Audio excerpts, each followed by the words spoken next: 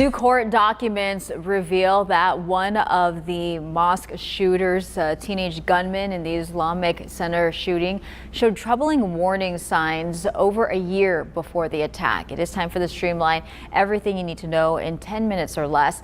Court documents obtained by Team 10 show that Caleb Vasquez dressed up as notorious killers responsible for mass shootings. The teenager, who was 17 at the time, admitted to dressing up like Luigi Mangione, who's accused of killing Brian Thompson, the late CEO of United Healthcare. He also showed up to class at High Tech High in Chula Vista dressed as TV serial killer Dexter. Police also say he told a friend not to go to school on one specific day, alluding to school shootings. The red flags led for the teenager to be placed under a 72-hour mental health hold last year. A retired FBI agent says this fits a nationwide trend of teenage mass violence. They become oriented surrounding their race. They become very hateful toward anybody that isn't their race or religious group, and they find and target individuals to hate. And that's what you're seeing here.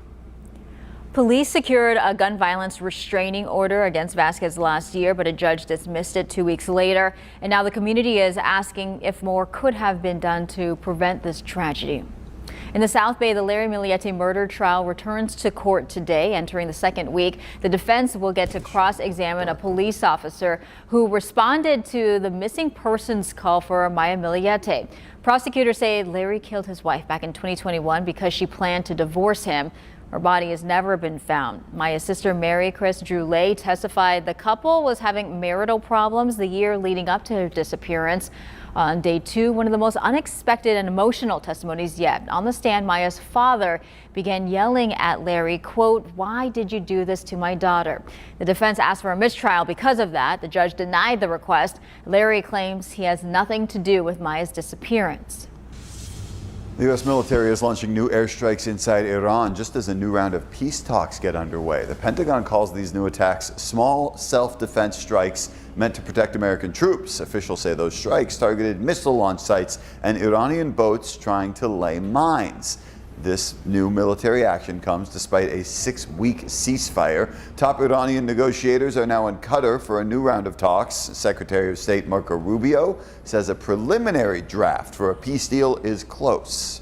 I think there's strong alignment and agreement on what a preliminary draft should look like. It's going to take a couple days to settle on, even down to the disagreements over a word. Now, the Trump administration insists Iran must destroy its enriched uranium. Meanwhile, Iran has lifted an 87-day internet blackout that had crippled its economy. The threat of a catastrophic chemical explosion in Garden Grove is over. A crack in that massive 7,000-gallon tank released the dangerous pressure building inside. Firefighters got close to the tank overnight to confirm the good news. The toxic chemical is now cooling and turning into a solid.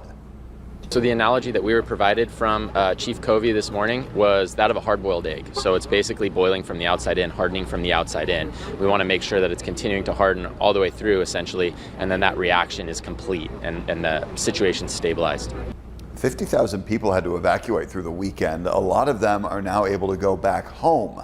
President Trump signed an emergency declaration to offer federal resources to help, and Orange County prosecutors are now opening a criminal investigation into how all of this happened.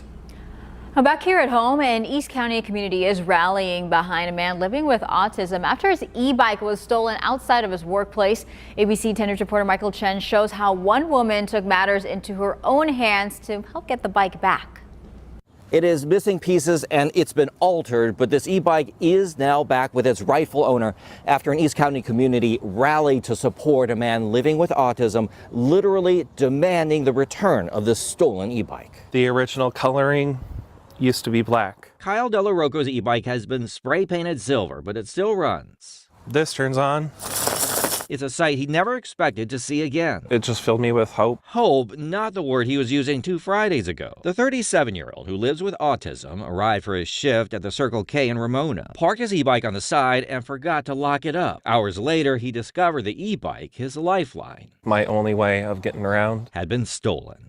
Absolutely crushed. A report was filed with the sheriff's office, a GoFundMe campaign set up to help him, and immediately donations poured in. A regular at the Circle K donated a used e-bike. That was amazing. I honestly didn't expect it. Also unexpected, Della Rocco's mother, Laura Jones, says community members started playing detective. There was people driving around town with their cell phones looking for the bike. Jones says a few days after the theft, an employee at a business near the Circle K watched surveillance video and recognized the thief as a known transient. The woman then marched over to a relative of his who directed her to the suspected thief. She threatened him.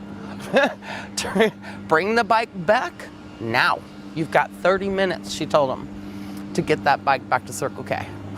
He did it. An amazing person for going to those lengths for someone she hardly knew. While the bike was returned, There used to be a basket here. there's plenty missing, including a charger, tire pump, helmet, and lock. Della Rocco plans to use his donation money to make it whole. As for the donated bike, he plans to pay for repairs so he can give it away. My philosophy is always pay it forward. Michael Chen, ABC 10 News. Now, the community coming together. The sheriff's office says the investigation is still ongoing. Get ready, or maybe be prepared. The Scripps National Spelling Bee begins today. It's the 101st year of the bee. I feel like I've said bee enough times You to have. have a whole hive of bees surrounding me. Here's the buzz. About 250 students from all around the world will swarm Washington, D.C.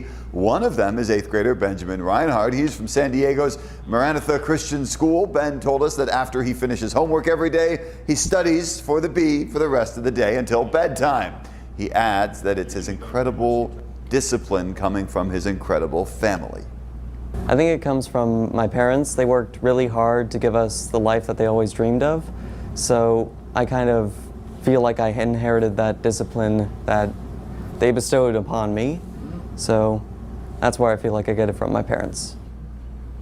He is going to be prepared. The bee lasts for 3 days. You can watch the semifinals and the finals Wednesday and Thursday evening from 5 to 7 p.m. only on ION. ION is owned by the same company as ABC 10. That's your ABC 10 News Streamline. Everything you need to know today in under 10 minutes.